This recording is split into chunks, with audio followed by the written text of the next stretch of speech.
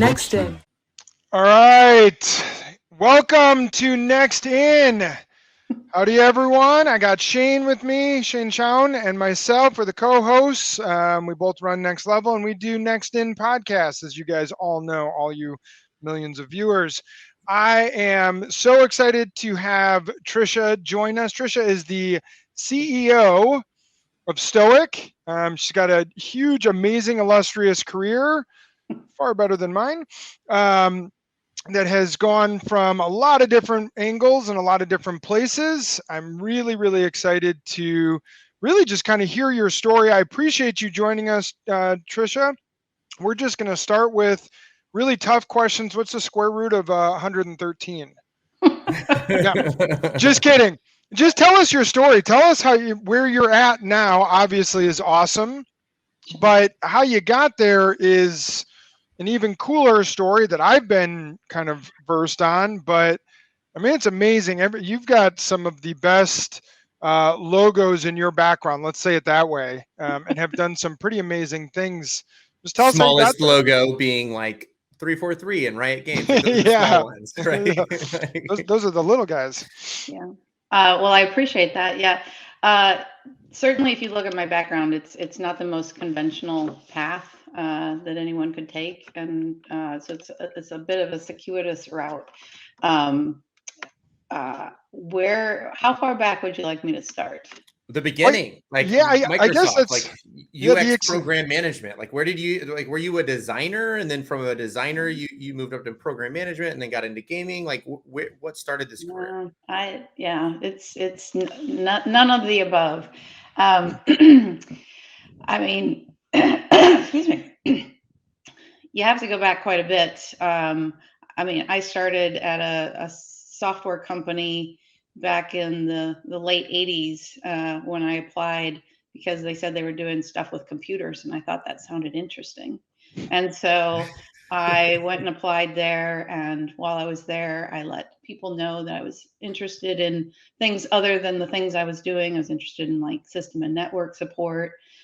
So when an opportunity came available, when someone left the company, they knew I was interested, so they let me give it a try, and I learned on the job. It was before companies were on the internet. I literally put our company on the internet, and people had no idea what I was talking about when I'd be like, "Oh my gosh, I was on the internet last night," and they're like, "We don't even know what that is." It was pretty crazy. So through a series of moves and learning on the job and doing some like pre and post sales consulting and all of that, I sort of grew into a more technical role, and then moved into things like IT project management and program management and areas like that. If I were to say the majority of my career sits mostly in that project management, program management, product management, producer state. I don't write code.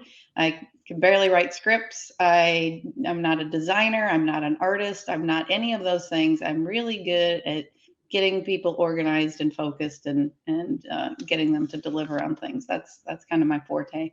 But I think the biggest move was when I moved from, I was doing like IT project management, and there was a role over in the Xbox world to work on Xbox software and services, and one of those being Xbox Live Arcade. And so I came in and I was the program manager for that, and stayed within the Xbox world for 4 years. And then I spent another 4 years in the Microsoft Game Studio side of that world. I was working program management.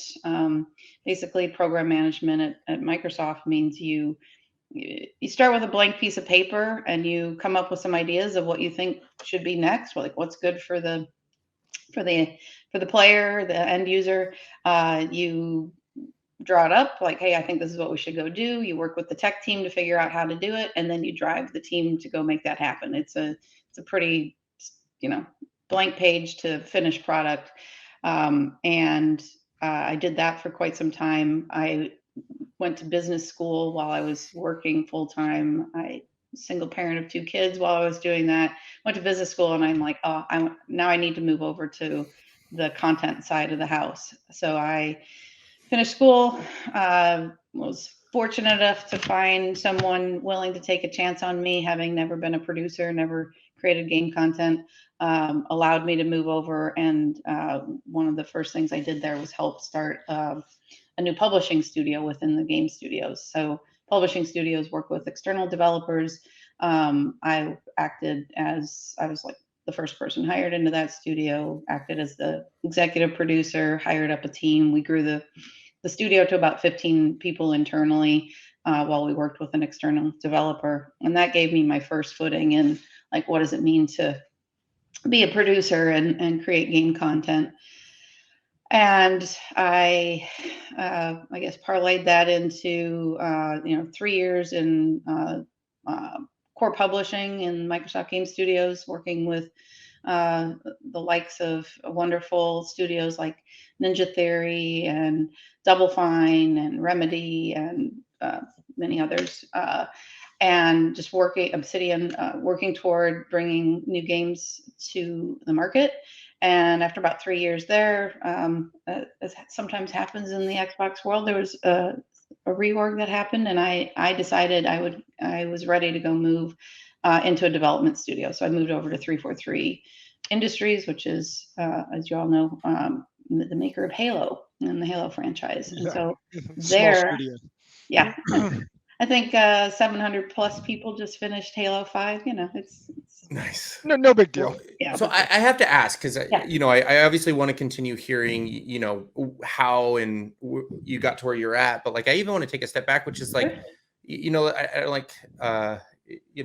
I guess one of the things I'm thinking is like, you got into gaming really early on, and being blunt, like, you're a female, right? Which is like, there's a small majority of people in the gaming industry today, let alone, 15 plus years ago or whenever it was that you started getting into gaming. It's like, what inspired you to go down that path? Because like, I would have to assume the fact that you're a part of Chief means that you're really trying to amplify and getting women into STEM, getting women into gaming, getting women into, executive leadership roles. And that's why you're a member of the Chief program. So I'm curious, like, what inspired you to take that leap of faith when, I'm sure it was mostly a bunch of dudes that were doing what you were doing at the time that you entered the market. Like, that must've been scary. Scary. No, scary is not really in my repertoire of how I would describe things. But yeah, certainly I have spent the majority of my career being the only woman in the room. I don't know. I don't know if I'm more inclined to like things that dudes like because of that, or it's because I already like those things, that it made me a better fit for those types of roles. But I love sports. I love all sorts of, I'm like the first one to like, let's go get dirty. Let's go boating. Let's whatever, do some rock climbing or something like that. Those things are really interesting to me. I've never been much of a, for lack of a better word, and forgive the phrase, a girly girl. That's just not really my thing. I've been sort of tomboy all my life, helping my dad fix stuff. But yeah, certainly I think I was there pretty early, like I mentioned, where being one of the only women in the room. And it really, there's a lot that I guess in the early years, you probably just forgive and forget, or try to forget, or try to just not pay attention to. I'm pretty thick-skinned, and certainly there's things that were said around me back in the early days that if they were said around me now, I would, take somebody to task on. But I love gaming. Ever since I was a kid, I loved gaming, and the fact that I could turn something that was a passion into a career was pretty amazing to me. Kind of worth whatever it took to make that happen. I used to go in as a volunteer game tester at Microsoft, this is before even Xbox was out, and I would test games on the PC all the time. And they loved me. I got brought in all the time because I was one of the only women who were testing games and giving feedback and things like that. So I went from testing the games then to, like, 10 years after that, being someone who was actually setting up user research tests to get other people like me to come in and test the games that I was working on and things like that. Awesome. Zelda's always been my jam, and I still have like the handwritten maps I drew of the dungeons and stuff from the first Zelda game, still on my legal notepad in the closet, because there wasn't YouTube or a magazine to go look at to tell you how to do these things. And it was just the idea that I could be a part of something that I enjoyed was just overwhelming to me. I remember, like, when I was doing like project management for IT projects, I was like, this is fine. I'll do it. Needs to be done. Gives me a paycheck. And then when I moved over into gaming, I was like, oh my gosh. When I first started in Xbox, I said, hey, are we working this weekend? Like, maybe we should put some more time in. Like, I was always there ready to like, this is not work. This is just cool stuff. What is crunch time? Crunch time is fun time, right? Yeah, I was ready to, like, it was just interesting to me. And so I just wanted to spend more time in it. And, it's certainly maybe not what everybody wanted to be doing, but I was totally into it. I think that's great. When I hear your story, from what I know of your story, there's even pieces of it that started to kind of come out there with this whole idea of, like, I just volunteered to do this. And my guess is, as you're sitting on your legal pad, you were like the original influencer, just it only influenced you. But this whole idea of, like, I'm just going to do more than the next person. I'm going to show up more often. And you're not the first person that we've met who's got an awesome, successful career. And when you really boil it down, I think a lot of people who listen are like, cool, what's my resume got to look like? What's this? What's my title? What they don't understand is that people who get to your spot, a lot of it is you probably look back into, I don't know, 15 years ago, right? 10 years ago, because you're 29 years old and I'm 29. And you go, it was just, I outworked I just pushed harder. I just didn't make all the excuses. I was willing to work on Saturday and Sunday, probably more when you were young. I was willing to go get a business school degree while I'm a single mom with 2 kids. Like, willing to do more than the next person is something that a lot of people don't realize. Hopefully listening to this is a big part of what has gotten you to where you're at, right? And we've actually haven't even gotten to some of the really cool parts of your career that I'm really intrigued to hear about, the days at Twitch and how that whole, because that's a whole new element of the gaming space, the influencer concept that wasn't there when you were on a legal pad, for sure. Back then it was all about the content of the game, and now it's moved into even more than just strictly content. It's now, how are people perceiving content and then telling the world about it, and everyone else is watching other people play and so on. So I love, though, the story of just, I'm going to outwork someone. Has that been whole life has been like that? Probably. I mean, I probably got my first paycheck for some sort of job when I was 10 or 12 years old, whether it was babysitting or mowing lawns. Or I grew up in a small town in Wisconsin that actually had a circus in it. And so I would dress up as a clown and sell balloons because, why not? Like, whatever it takes. That's awesome. I was super motivated. There was always a contest too. So I'm one of those, hey, is there a gold star? Let me go earn the gold star. I would say, yeah. Am I willing to work really hard and spend the hours and what needs to happen? Yes. But I would be remiss if I didn't say there was also some luck involved in this, right?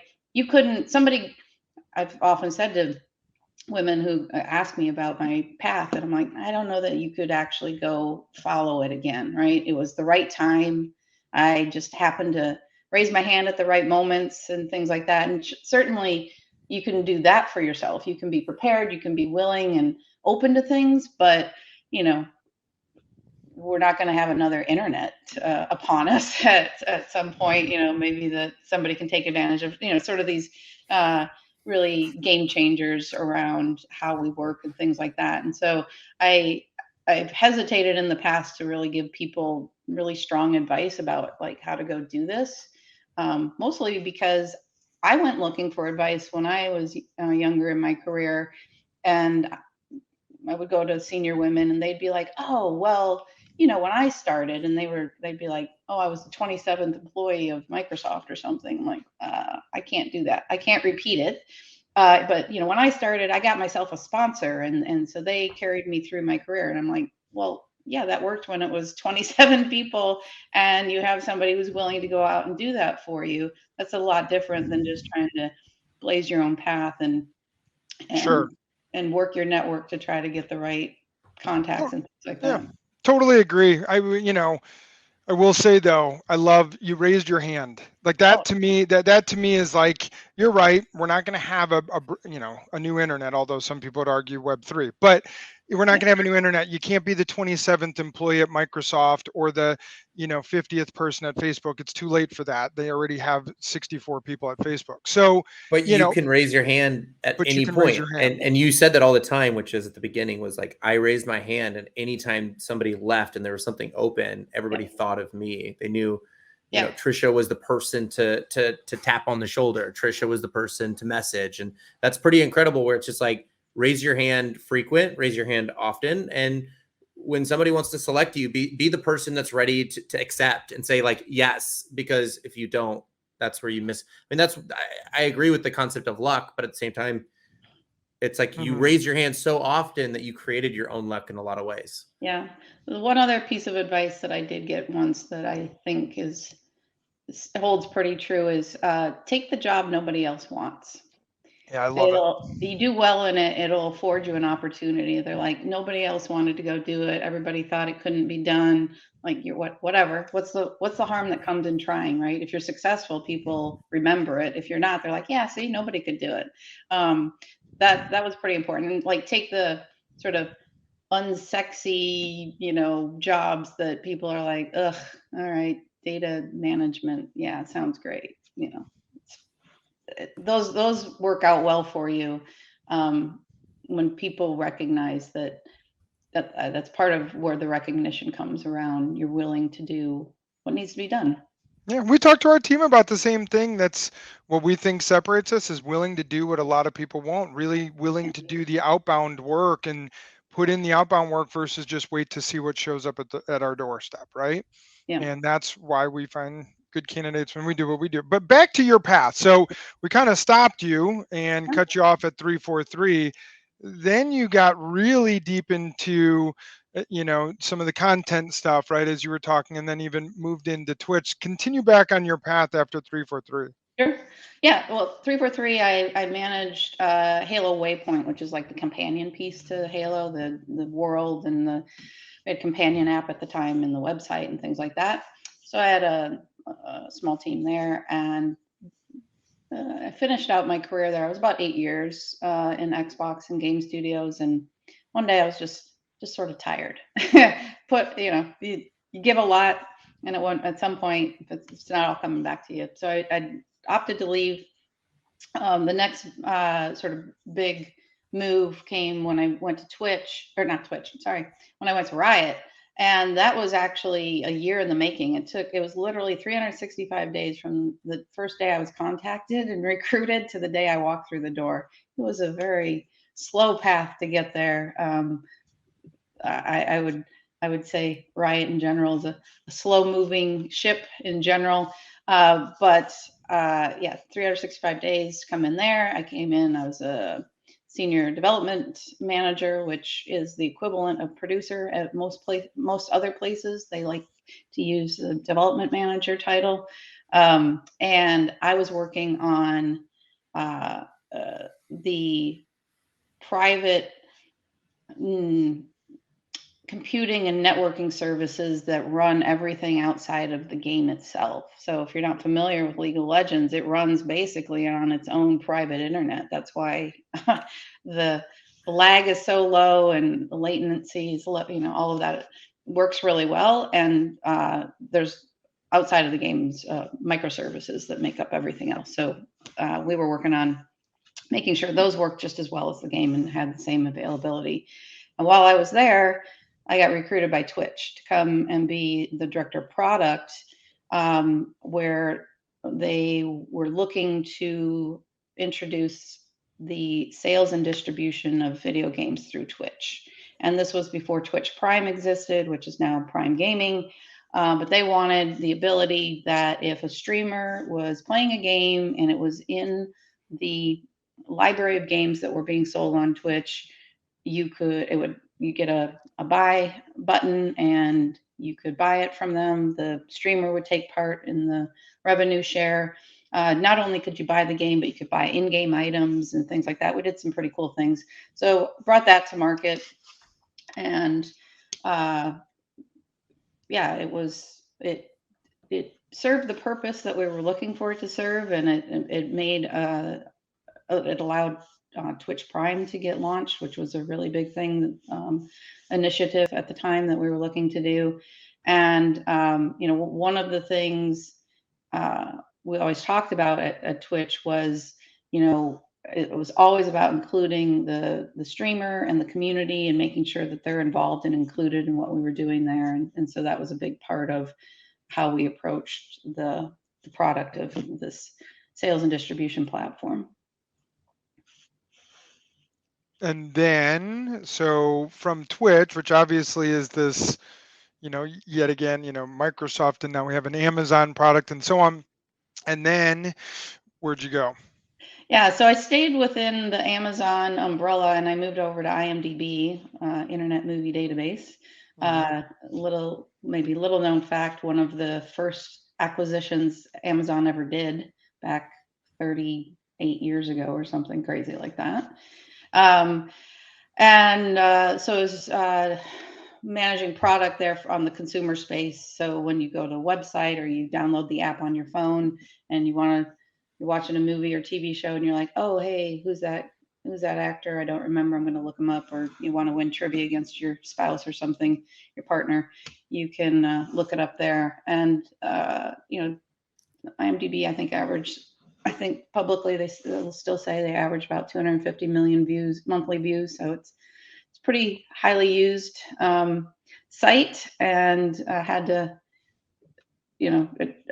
I was there when we were transforming it from sort of more linear television and movies to how do you create a hub that works in this world of streaming, and with, I don't even know what the count is these days, but 12 plus streaming providers, and how do I find what I want to watch and, watch it where I want to, and aggregate all of my logins that I might have across all of these systems and services and things like that. So that was a unique challenge to scale at that level. And then after all of that, you went back into gaming.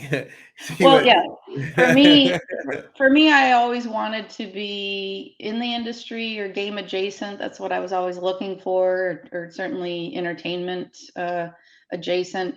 But if you've been in the game industry long enough, you realize, back in the day, just prior to 2020, if you wanted to make a change and move, sort of continue to rise in your career, you really had to change markets often. If you're a producer and you started as an AP and then you moved to producer, senior producer, all that, a studio may not always have the opportunity for you to make those moves in the timely manner that you want to do it. And so you would find people, I know people who've moved from Montreal to LA to Sweden to, like all over the place, chasing the next rung of the ladder. And for me personally, I was never going to leave Seattle. I've been in Seattle for 30 plus years. It's my home. I don't want to go anywhere else. And if that meant that it limited what roles I might have in the industry, then so be it. And I knew I'd always find my way back to it.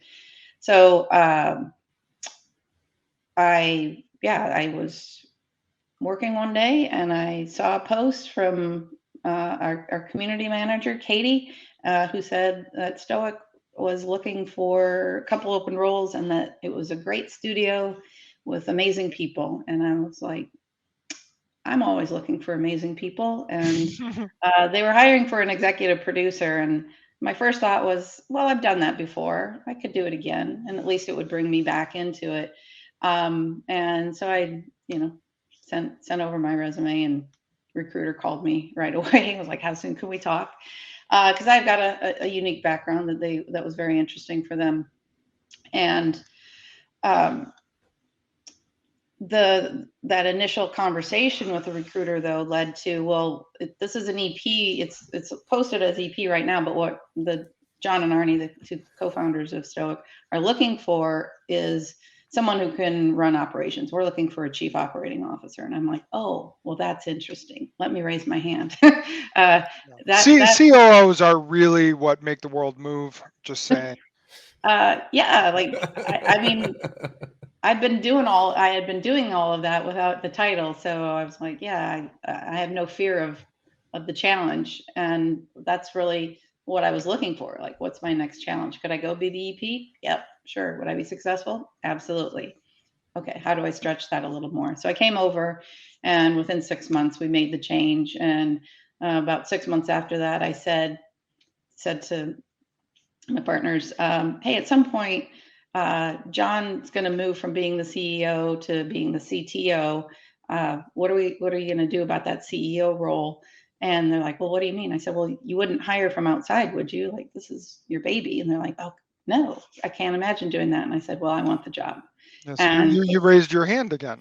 Yeah. So that led to that conversation. And, I feel like I had done enough, shown my devotion and loyalty and my, business prowess to make that an easy sell for them. And it was really just me saying, I want it. And they're like, okay, let's make a plan and make it happen. So. And 2 months in, how's it going? Oh, it's great. Yeah, I still have, I seem to just accumulate titles. So it moved from executive producer to COO and executive producer. Then it became CEO and president. So that kind of balances the strategic portion of business management and the operations side. But I still have the EP title as well. I have someone who's here and in the succession plan for that, but the timing's not quite right for that, and we're still working toward it. So in the meantime, I care very deeply about the project we're working on and the success of it, because that is very much the path for success for Stoic. But I'm, my days are pretty crazy from hour to hour, the different topics I might have to be thinking about. I was giving a briefing to the team members of the studio last week about some benefits changes we were making. And I think at one point someone said, I'm glad I don't have your job. Because I was like, just not interesting. But I love it. I love all of that. I love taking care of the team and making them successful. And that's one of the biggest changes in careers, when you go from like being an individual that's making progress on things to growing through other people, growing other people, having, delivering through other people. It's pretty cool and spectacular when that happens, and it's pretty fulfilling.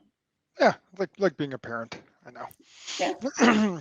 Been there 5 times. Got it. You can't threaten your, the employees like you could potentially threaten your child. This like is true. Grounded, This is true. Give me your phone.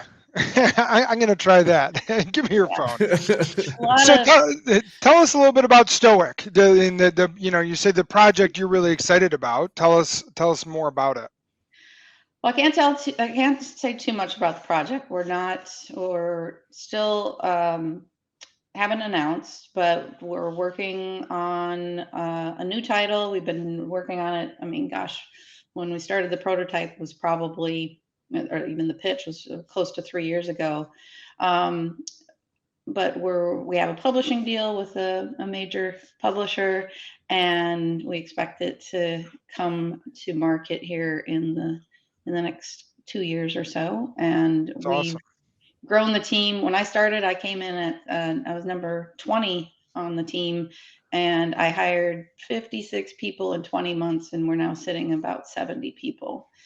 Plus, we've got some outsourcing for art and audio, and engineering and things like that. So overall, probably the size of the team working on it completely is probably closer to 80, 85. That's Right now. awesome. Yeah. So that's actually, I get really into talking about that. That's what we do, right? So we're a recruiting agency, and we run a team, and we've grown significantly. So what have been some of obviously there's a lot of excitement that comes from going from 20 people to 80 or 80 more people. What have been the challenges that you've seen in the market and finding the right people and building the team and the culture and everything that goes with it? What have you seen to be the challenges that you feel you've overcome? Sure. Well, first, COVID. I started March 16th, 2020. It was the first day like the world basically locked down. March 16th, 2020. That was the day I flew home, and the people at O'Hare Airport said, "You are on the last flight before we close." Yeah, it was pretty dramatic. Fortunately for us, Stoic had two offices, physical offices at the time, one in Austin, one in Seattle. So the team was already kind of living in this virtual world. Most meetings were done virtually and things like that. So we were pretty well prepared. And John and Arnie did a good job before that date, saying, "Hey, take your stuff home. We think we're going to need to have people stay at home." So, but if we take COVID out of the equation, because nobody could have accounted for Right. that. The thing for us, the biggest thing was, are we going to remain a 2-office studio, 2 locations? Are we going to require people to relocate and move one of those 2 places? And a few months into my tenure, I said, I've got a hiring plan I'm going to have to start recruiting for here pretty quickly. And we need to make a decision. Are we remote forever? Are we remote for a period of time? And then we'll make some choices about whether or not they have to move. There's no way I could have hired 56 people in 20 months if we weren't remote. We made the decision early on, made it because we were going to start recruiting, but also opened it up then for everyone who already worked at the company and said, you want to go work somewhere else? You want to go move to where your family is? Do it. We didn't adjust salaries for market. We just said they should go do it and be happy and be where they want to be. So that was great from a recruiting standpoint. What it went from the things to adjust for were, we used to have we still do. We have a common lunch hour. It's 11 a.m. Pacific, which was 1 p.m. Central. So that's Austin and Seattle. And that worked great when you were 2 time zones. I'm now over 8 time zones. I've got people in 13 states, 2 provinces in Canada, Puerto Rico, Argentina, Greece, UK, Finland, everywhere. And so I've got 8 time zones now. And so how do you adjust for that and keep the communication working well, so that it's only more recently that we've got these really big offsets of hours, like 8 hours difference. But how do you, even in a world where you're just a couple hours difference, you don't have the opportunity for drive-by discussions, right? Somebody's just walking past you and like, oh, I wanted to catch up with you. You just don't have to, everything has to get scheduled, or, hey, can you talk right now? And so communication was a really big thing. We leaned heavily, we're huge Slack users, and Miro. If you're not familiar with Miro, it's a virtual whiteboard, and it's great because you can incorporate pictures and text and other documents and all this, and everybody can have access at the same time. And it's as if you were standing at a whiteboard, because so much of what happens when you're making a game is creative and visual, and you want to be able to have that. So those things were really important. The figuring out how to onboard people and get them the equipment they need was another big thing. I think we're fortunate enough, we use a PEO, which is a professional employment organization. So they take care of a lot of things like payroll. I still had to register in every state that we moved into, but I didn't personally need someone on staff to understand tax laws in every single state. This organization does it for me. Shane right now is messaging me, hey, you should look into this, because we're going through the same. We just had, we are on site. We made the decision a little bit different, right? We're not a gaming studio, and we do more of a sales function. So being in person is a little bit more, in our minds, more important. And we also don't have the technical issues of finding a specific type of engineer or whatever. And we're a sales organization, so it's different. Yeah. So, but we do have a couple of remote people, and someone just moved to a different state, and we're going through that same of like, got to register in Texas versus Washington, and everything that goes from a operations side of things. That's important, right? To make sure that the people can do their jobs and not have to worry about whatever benefits or workers' comp or you name it. Yeah, absolutely. Yeah. And even just the onboarding process, right? Normally you start a new job, you walk in the door, they're like, hey, here's your desk, here's some equipment, here's somebody to tell you. And that's all done virtually. We drop ship all of the equipment to people. We supply them with whatever they need, sit to stand desk, a great chair, the monitors, everything that you might need so you can set it up in your home.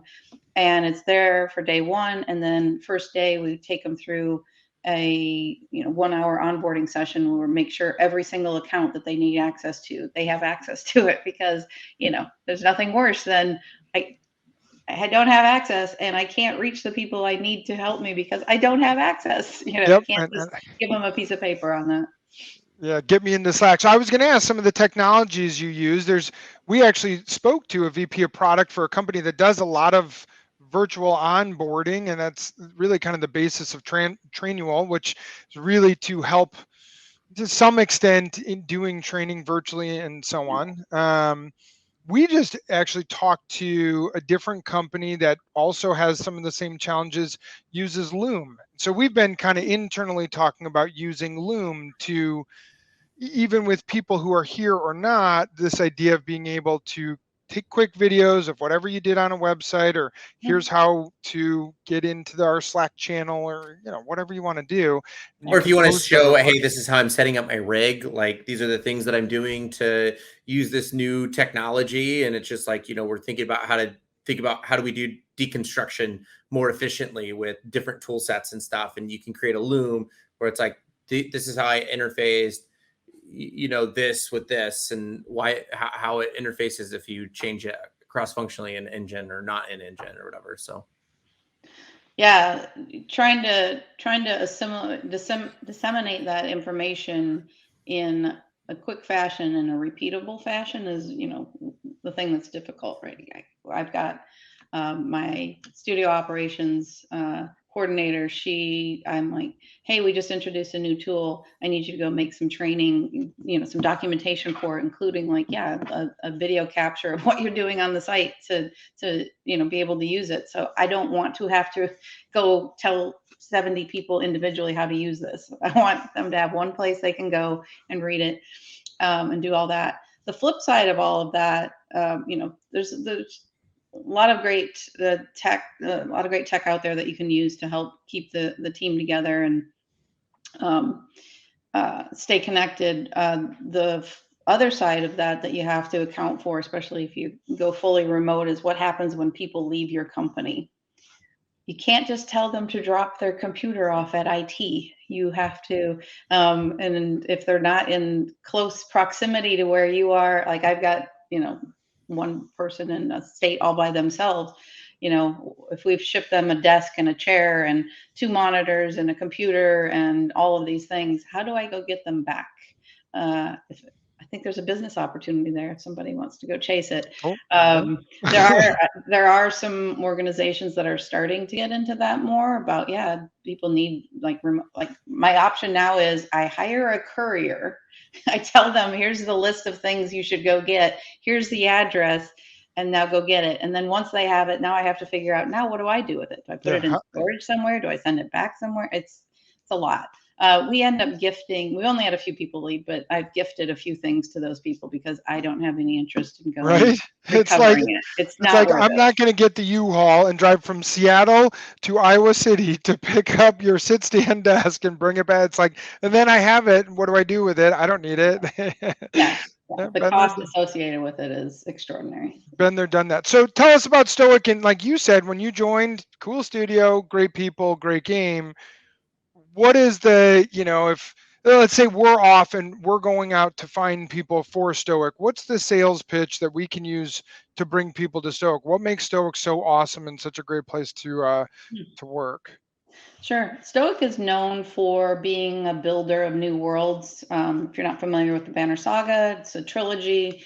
Literally, John and Arnie and Alex Thomas created this. They quit their day jobs to go make it happen. They cashed in their retirement and said, what game can we make with this much money? That's how it started. It's pretty amazing. That's a bunch of BAFTA awards, and it's been pretty incredible. Yeah. Arnie is an amazing artist. He did all the art. It was intended to have a 1965 Cinderella feel to it.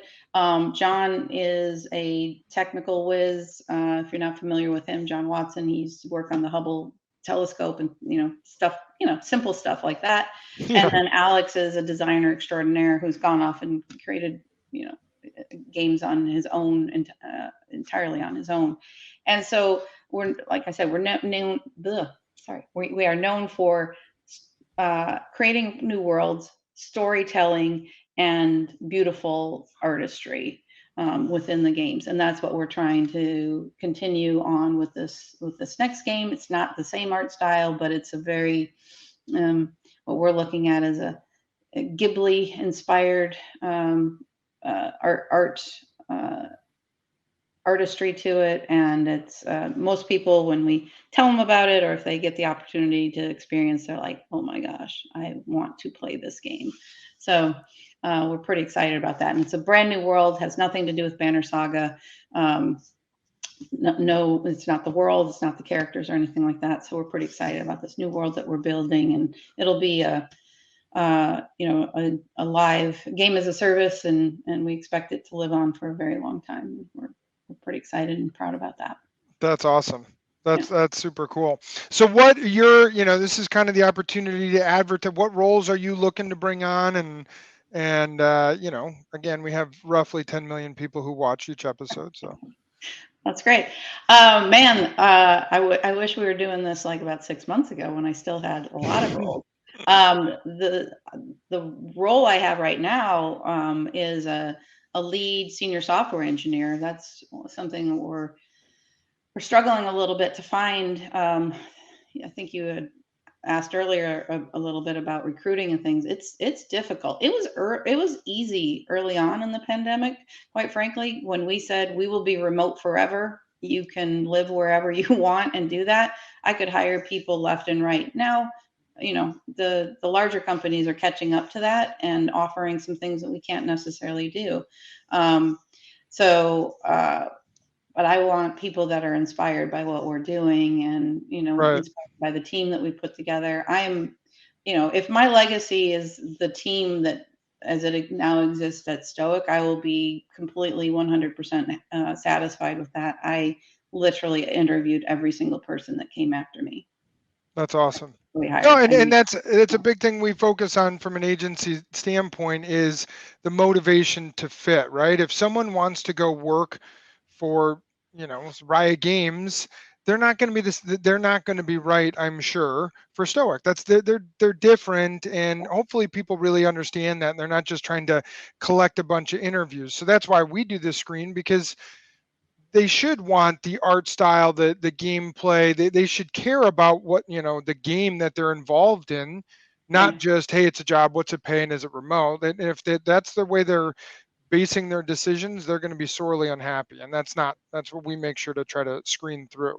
Yeah, one of the things that people should think about if they're thinking about an independent studio is, even though Stoic is 10 years old, you still have to consider it a startup. The money that Banner Saga made, that was great. But it doesn't sustain a team of 70 plus people.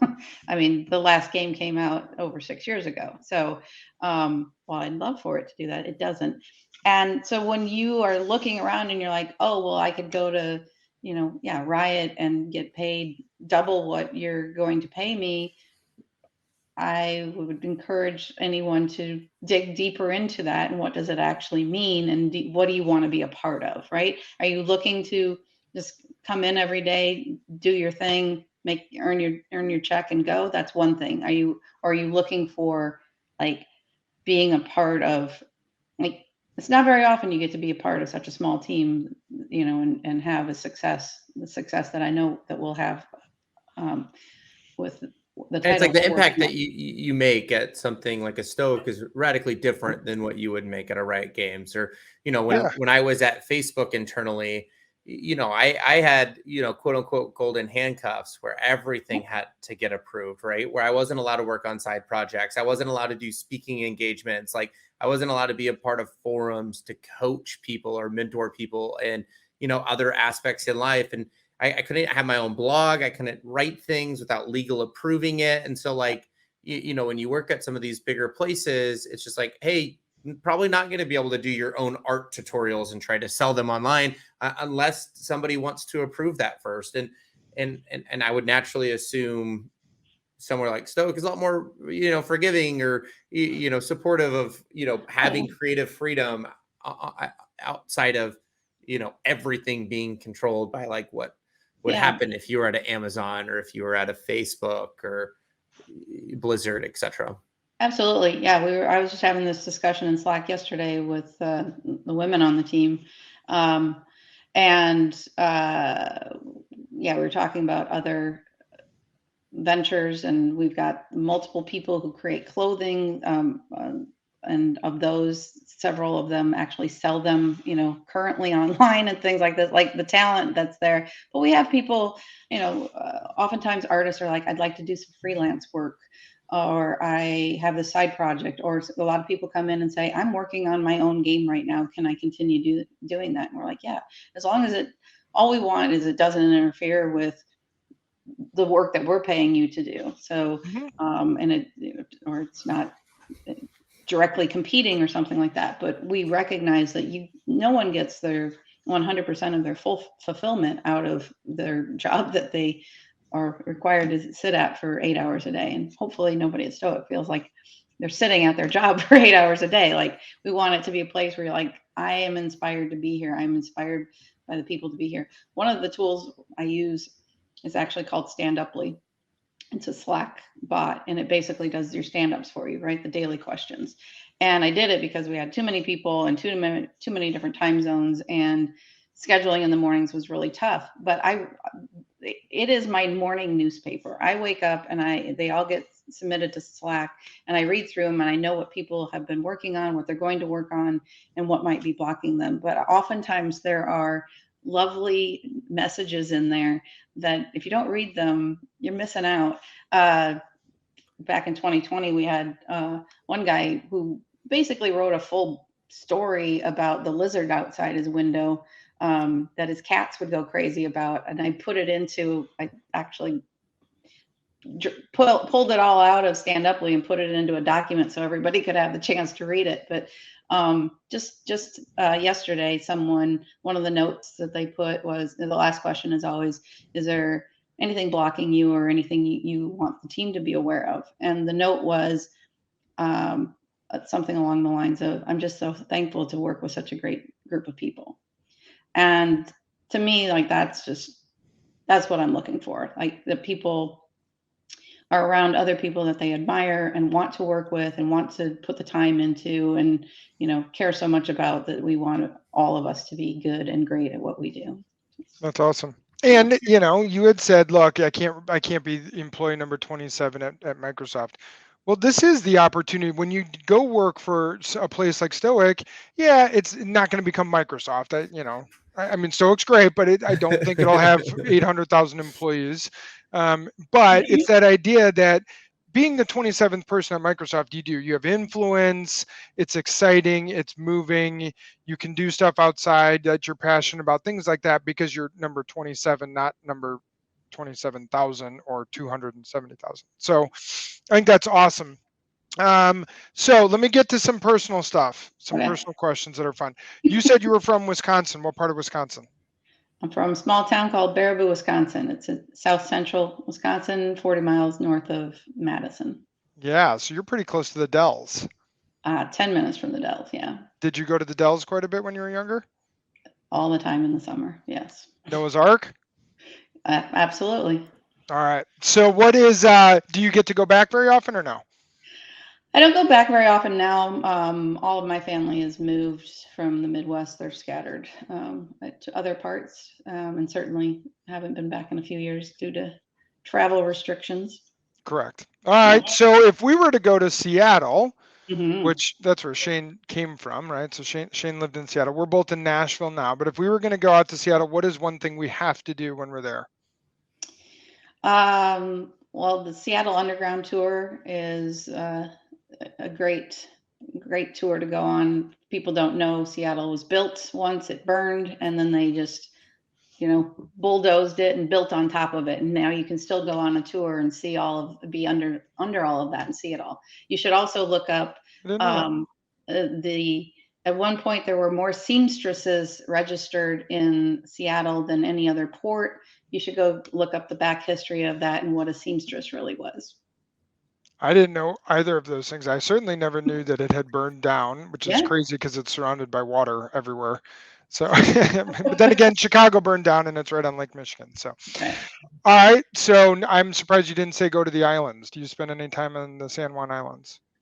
I have, not recently, but my husband and I just got a new boat last summer. So it's actually one that I would consider taking to the islands now. So maybe that'll be something we do more this summer.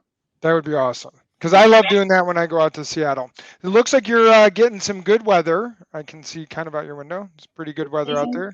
It's 61, partly cloudy.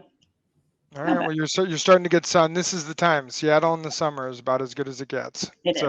It's great. All right. Last question that you get judged on pretty significantly. What's your favorite movie? It's always a tough one, man. There's movies that I really enjoy and could watch over and over again. I don't know if they're like my favorite movie or just there's parts of them I like. But one movie I always go back to is Body Heat. It's from the 80s. William Hurt. If you've never heard of it, you should check it out. I like movies that have a twist at the end, and certainly a twist that I couldn't see coming. I've gotten pretty proficient at figuring twists out in most movies these days. So, like Usual Suspects, that had a good twist at the end. It did, yeah. Things like that. The Sixth Sense. Like, there's all sorts of them where you're like, oh man, I didn't see that coming. And if a movie can surprise me like that, I'm pretty down with it. So, or a show or whatever. But yeah, Body Heat still stands up for me. It's a good one.